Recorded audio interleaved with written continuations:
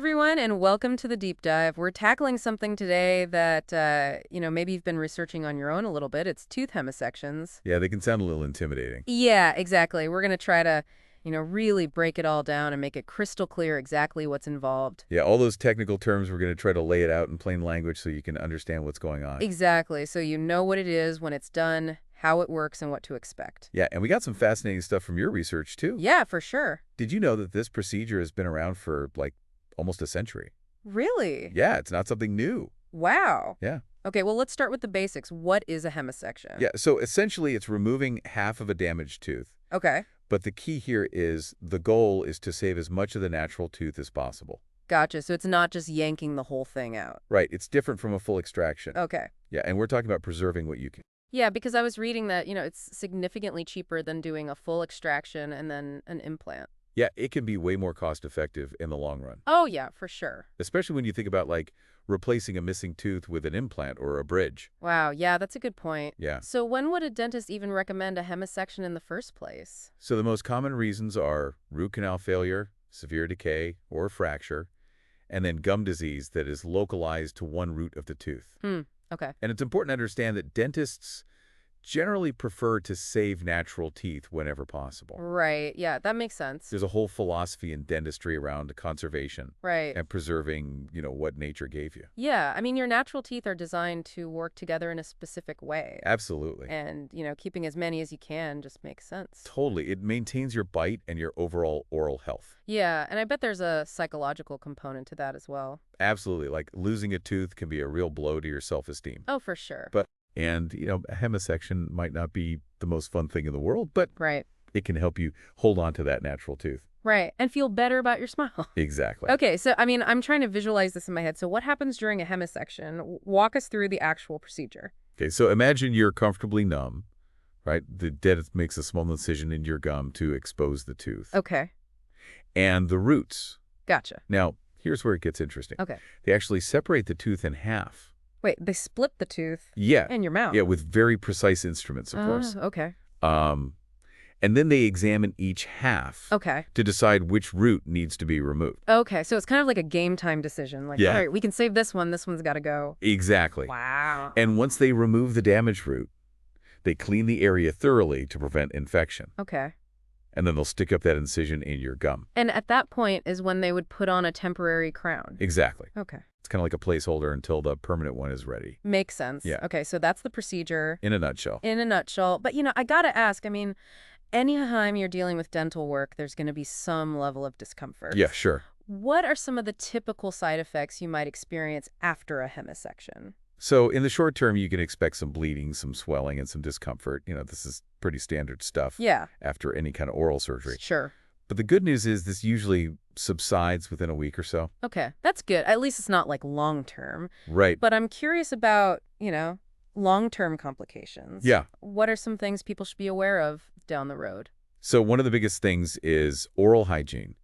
You've really got to step up your game after a hemisection Okay. because you could be at a higher risk for infection or even a fracture in the remaining root. Really? Yeah. So we're talking like serious brushing and flossing. Oh, yeah, no slacking out. Gotcha. This procedure is an investment in your oral health. And so you want to make sure you're doing everything you can to protect that investment. Makes sense. And that includes regular dental checkups, too. Okay, so we've covered the immediate aftermath. Right. What about the whole recovery process? What does that timeline look like? So about a week or two after the procedure, you'll go back to the dentist to get the stitches removed. Okay. And in the meantime, you'll want to stick to soft foods. So no snake dinner. No steak dinner. Gotcha. And avoid chewing on that side of your mouth. Okay. And during that follow-up, visit the dentist will make sure that everything's healing like it should Okay.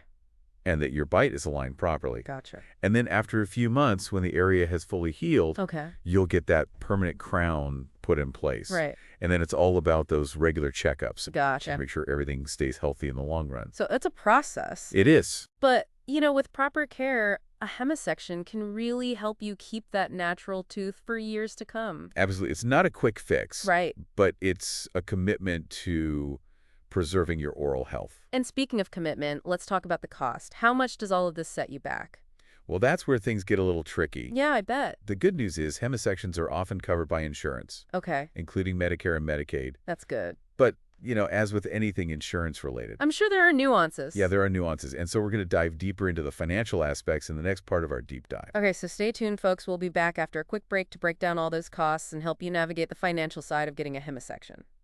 Okay, so we're back and, ready to kind of tackle the cost of Yeah. hemisections. I know this is probably on everyone's mind when they're thinking about a procedure like this. So, It's a major factor for sure. yeah, let's break it down.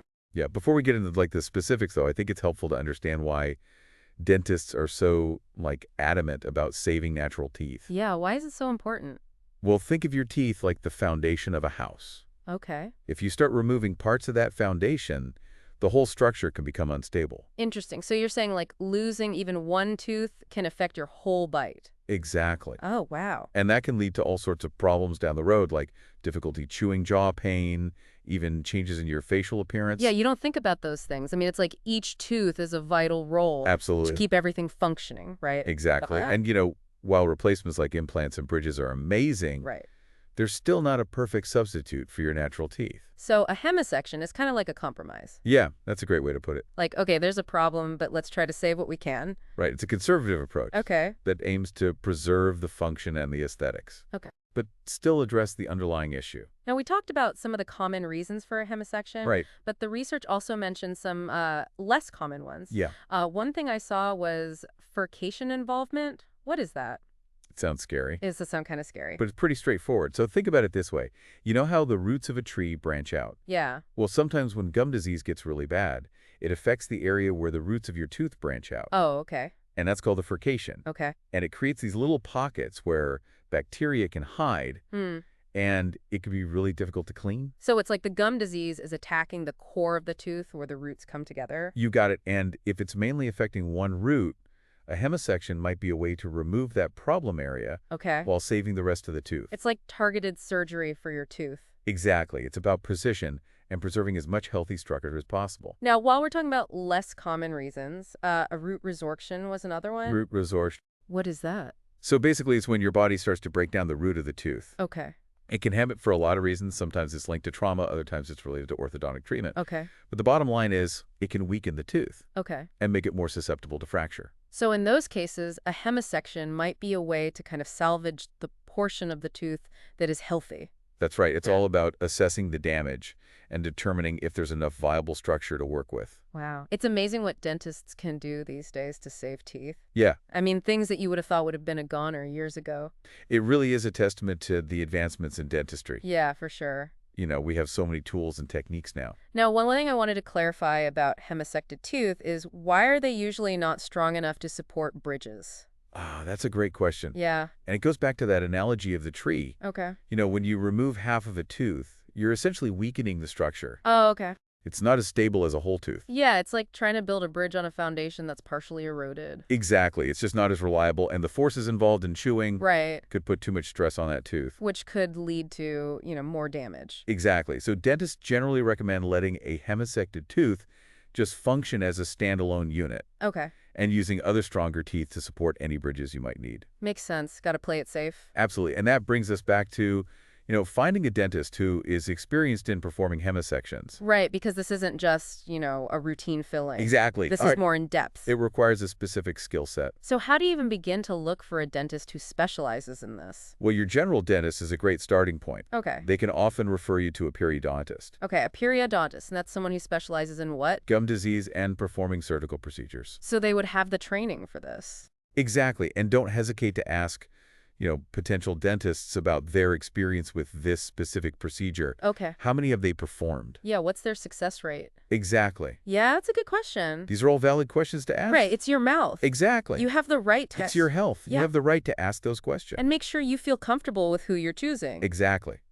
Now, let's be realistic. I mean, dental care can be expensive, It can. and a hemisection is no exception. You're right. Cost is a major consideration. So how much are we talking here? Well, the good news is that hemisections are often covered by insurance, Okay, that's good. including Medicare and Medicaid. That's good. But as we all know, insurance can be tricky. Yeah, tell me about it. So what are some things people should keep in mind when it comes to coverage for hemisections? Yeah, good question. First and foremost, check with your specific insurance provider to understand your policy. Okay. Coverage can vary widely. There might be deductibles, annual limits, or restrictions on how many procedures they'll pay for. So you can't just assume that you're covered because you have insurance. Right, exactly. Okay. Don't be afraid to call your insurance company Okay. and ask specific questions. Okay. What percentage do they cover? Are there any limitations? Are there any exclusions? It's better to get that information up front than to be surprised later. Exactly. Yeah, for sure. And while we're talking about bills, let's not forget about those additional costs that might not be included in the price of the hemisection itself, Like what?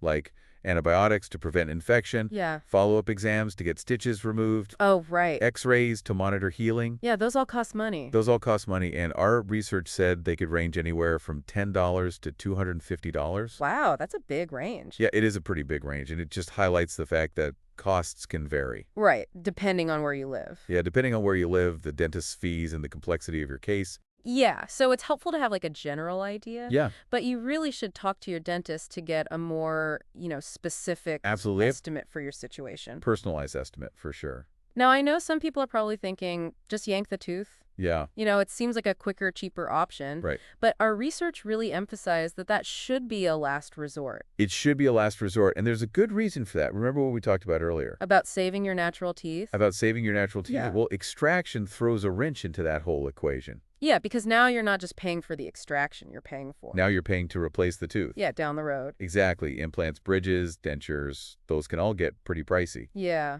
And suddenly that extraction doesn't seem so cheap after all. right. And plus there's a whole impact on your bite, your jaw, absolutely. your face. It can have a domino effect on your oral health. Wow. And those consequences can be costly to address in the long run. So a hemisection, while not always perfect, Right. is a much better option than just yanking the tooth out. It's often the more conservative and cost-effective choice in the long run. Yeah. It's about preserving what you have and avoiding those potential complications down the road. So it's an investment. It is an investment in your long-term oral health. Okay, so we've talked about finding the right dentist, we've talked about the procedure, the cost, Right. but what about recovery? Yeah, that's a great question, and it's one that we'll delve into in the final part of our deep dive. All right. We'll walk you through the recovery timeline, Okay. discuss potential discomfort, and give you tips for managing the healing process. Stay tuned. We'll be right back. Okay, so we're back and ready to talk about the, I guess the final chapter in our hemisection deep dive, which is recovery. Yeah, And I have to admit, this is the part that always makes me a little squeamish. understandable. What can people expect in those first few days and weeks after the procedure? So, it's understandable to feel a bit apprehensive, Yeah. but honestly, the recovery process is usually pretty manageable. Okay. As with any oral surgery, you'll experience, some soreness from swelling, maybe a bit of bleeding. So kind of the usual suspects when it comes to, Exact. dental work discomfort. Pretty standard stuff. Okay, but is there anything people can do to, minimize that and make the healing process go a little smoother? Yeah, for sure. So over-the-counter pain relievers can work wonders. Things like ibuprofen or acetaminophen. Okay, what about ice? Ice packs are your best friend Okay. in this situation. So applying one to the outside of your cheek for like 15, 20 minutes at a time, Okay. several times a day, can really help reduce swelling and ease discomfort. Okay, and I'm guessing soft foods are on the menu for a while. You guessed it. Okay. For the first few days, stick to things like yogurt soup, mashed potatoes, Yeah. anything that's easy to chew and won't irritate the surgical site. Okay, so no crunchy chips or chewy steaks. Exactly. You want to give that area time to heal without any unnecessary stress. Okay, so about how long until you go back to the dentist to get those stitches out? So you'll need to go back to the dentist about a week or two after the procedure Okay. to get those stitches removed. Okay, and is that a pretty quick process or is that... It's usually pretty quick and painless. Okay, good. And during that follow-up appointment, the dentist will check and make sure that everything is healing as it should. Okay, so it's a good time to ask any questions you might have and Absolutely. make sure everything's going okay. Yeah, communication is key throughout this whole process. Yeah. So, don't hesitate to voice any concerns or ask for clarification Yeah. on the post-op instructions. Okay, so once the stitches are out, are you pretty much back to normal? Not quite. Okay. Well, you'll definitely be feeling better at that point. It's still important to be mindful of what you're eating. Okay. The surgical site will continue to heal for several weeks, Gotcha. and you'll still have that temporary crown in place. So just kind of gradually get back to your regular diet. Exactly. Listen to your body and your dentist's advice. Okay. They'll guide you through the process of reintroducing, Yeah.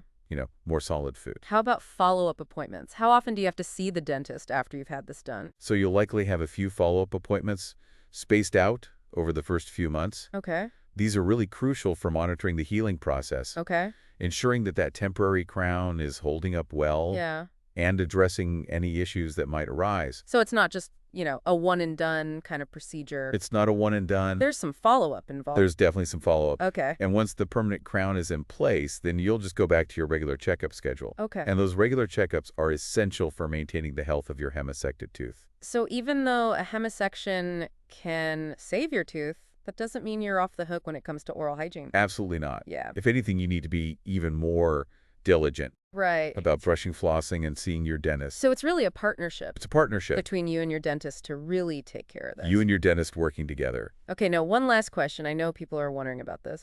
What's the long-term outlook for a tooth that's had a hemisection? Yeah, it's a great question. And honestly, there's no one-size-fits-all answer. Yeah, The longevity of a hemisected tooth depends on so many factors, like I bet. how well you take care of it, your overall oral health. Yeah.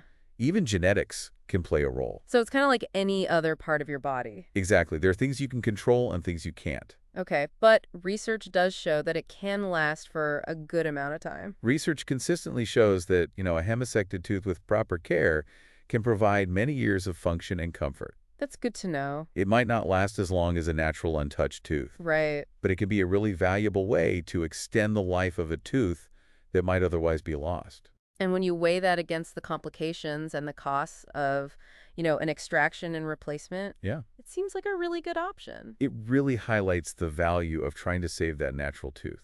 Okay, well, I think we've covered pretty much everything there is to know about hemicessions. I think so. From the procedure to the recovery to the long-term outlook. We really went in depth. We did, and I hope you, our listener, feel more informed and more empowered. Yeah. To navigate this issue, knowledge is power, and when it comes to your health, you really deserve to have all the information you need to make the best decisions for yourself. And don't underestimate the power of open communication with your dentist. Right.